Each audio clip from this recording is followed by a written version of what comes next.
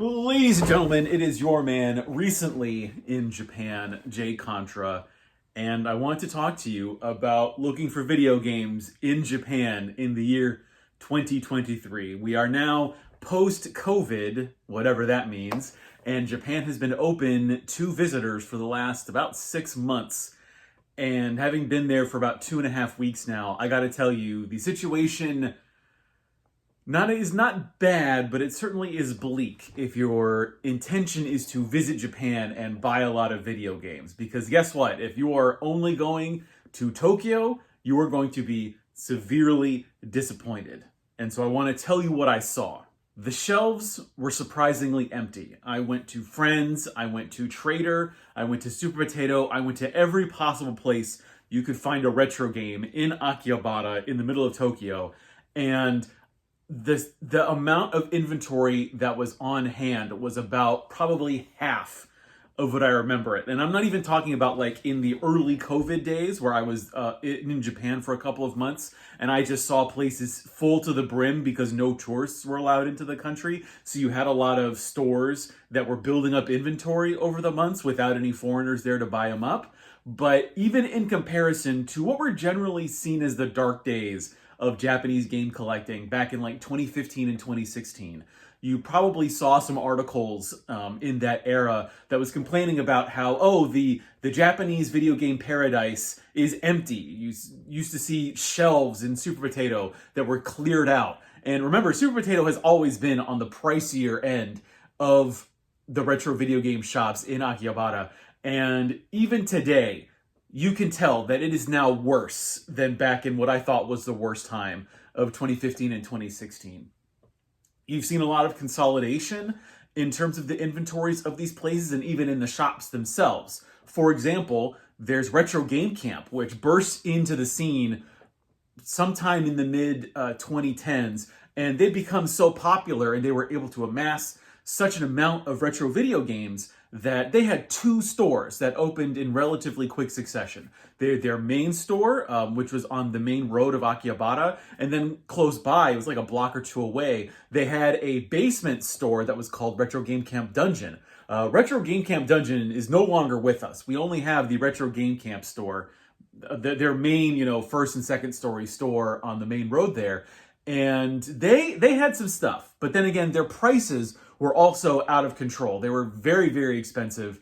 And so that probably stands to reason why they still had stock available. Compare that to Trader, where half the shelves seemed empty. Looking at the console section that they had, I remember this console section being full of secondhand Super Famicoms, Neo Geos. I'm talking multiple complete in-box Neo Geo sets. And now the one they had is relegated to the showcase. Friends used to be 2 stories in this hole in the wall on the edge of Akihabara, and they were able to fill 2 floors more or less with retro video games. Now they basically their stock occupies only about half of the first floor of that particular building, or I think technically it's the second floor. But there's a lot of video games that seem to be missing from Akihabara. And I remember when I first landed in Japan, I stayed in Tokyo for a couple of days. I was just blown away by how little selection there was in what used to be the capital of retro video gaming on planet Earth, I would say. I did take a train out to Mandarake's Nakano Broadway location, which it takes about half an hour to get there from Akihabara. So it's a little bit of a trek. But there, actually, I saw they had a lot of stuff, and actually at very good prices. We are now in this weird, bizarro land where Mandarake can have better prices than Surugaya because of the weird, strange of post-COVID confluences of demand pressure that seem to be exerting themselves on different shops in different ways. What do I mean by that? Surugaya is a retailer in Japan of used pretty much everything. Used toys, Surugaya is one of the largest used nerd stuff retailers in Japan. They have not only used video games, but used toys, a lot of like used other media. And so Surugaya also has a very large web presence. So there's a lot of foreigners outside of the country who are buying things through Surugaya and increasing Surugaya's price on certain objects. Let's talk about, say, for example, complete in-box Famicom games that I thought were like $10 5 or 6 years ago and are now $100 plus today. For example, Dragon Quest 1 and Dragon Quest 2 on the Famicom are now more than $100 on Surugaya's website. Contrast that with Mandarake, where if you can find a copy that's, in the B or C grade range, so, almost worth throwing away to Mandarake, those are about half the price. It's actually pretty incredible to see Mandarake really giving some solid deals on games, and especially at their Nakano Broadway location, where they actually have a good selection of both rare and common titles. I also went to a bunch of hard-offs. First, I went to hard-offs in Okinawa, where I was to see my friend get married. And while I was there, I went to all 3 of the hard-offs on Okinawa, and they did not have anything. It was really disappointing for me to show up in Japan after 3 years, go to Akihabara and see nothing, and then go to Okinawa, where I've never been before, and go to the hard-offs there and see basically just walls and walls of Wii consoles. There was nothing really exciting there outside of a select few more modern games that I ended up picking up. And so with that, I then ended up going to Kyoto and to Chiba, which is east of Tokyo. I rented a car and I drove around the suburbs and I hit a bunch of hard-offs. And it was there that I figured that, oh yeah, okay, no, this is where the video games are now. We now live in this era where if you are going to visit Japan and you're only going to go to Tokyo, the days where you could fill up a couple of suitcases with retro video games and not pay a ton of money, those days seem to be over. Who knows? In a couple of years, we could see prices end up bringing in a new wave of supply, because that's essentially what happened back in the middle of the 2010s was prices weren't catching up with demand. So you had foreigners coming in, scooping up all the video games, and then the stores raised their prices. And because they raised their prices, they were able to give people more when they were trading in their video games. And so people in Japan realized that their video games are worth money, and they ended up trading them in, creating a whole new supply of video games for people to buy.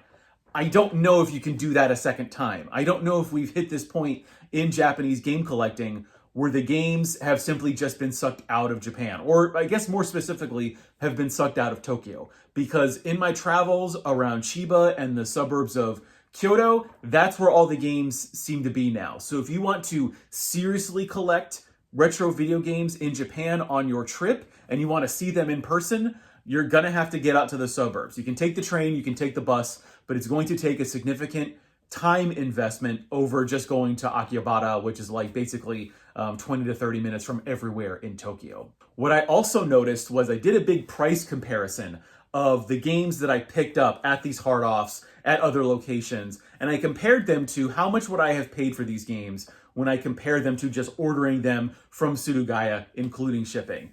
And because a lot of the games I bought weren't particularly rare, I ended up only saving about maybe anywhere from $5 to $10 per game. Overall, the amount I saved on the video games that I purchased really only covered the cost of the car rental for 2 days in Japan. So about $200 on I think I ended up spending like $700 or $800 on video games. Going around to the different hard-offs and a couple of things I picked up at Mandarake. So what that tells me is if you are going to Japan, and I'm really just saying this for myself, but hopefully this is a tip for people watching this video, but if you're going to Japan, I would suggest really only buying the super rare stuff that's going to be very expensive and that you're going to want to see and inspect in person before you purchase them, because I would be very wary from buying from online stores, both eBay and even Surugaya and a couple of other places that have online shops in Japan that you can purchase worldwide. The condition of the games is going to be really up to question depending on the retailer, and you never know what's going to happen during shipping. So if you're looking at games that are going to be $100, $200, $300 plus, you're probably going to actually want to be able to look at the condition of the box, look at the condition of the manual, see if the cartridge or the CD is in good shape.